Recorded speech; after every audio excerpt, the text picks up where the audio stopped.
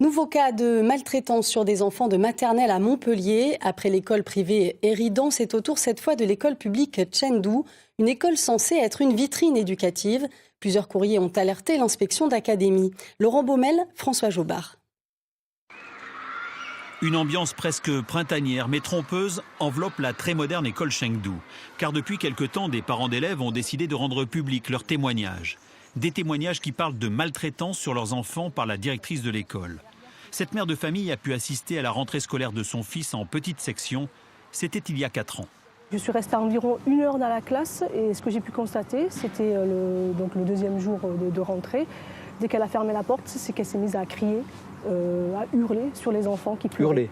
Hurler à crier, hurler. Enfin, pour moi, c'était des cris, oui.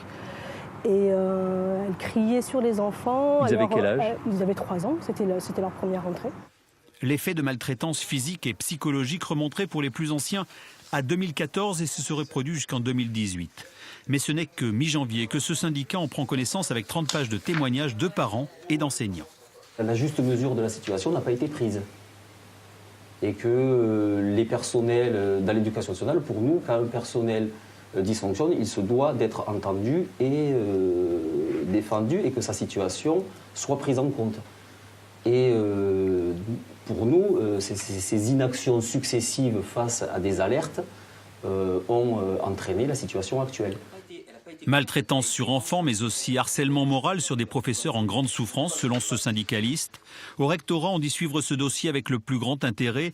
L'inspection d'académie s'est rendue sur place, on écoute des personnels. L'affaire est sensible. Nous sommes dans une situation où on réceptionne un ensemble d'informations qui ne sont pas toutes dans le même sens et de même nature d'ailleurs. Et avant toute décision, il faut qu'on puisse objectiver la situation le plus rapidement possible, bien évidemment.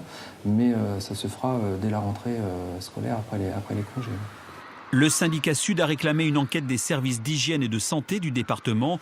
L'école Chengdu était présentée jusqu'à présent comme la vitrine éducative de Montpellier.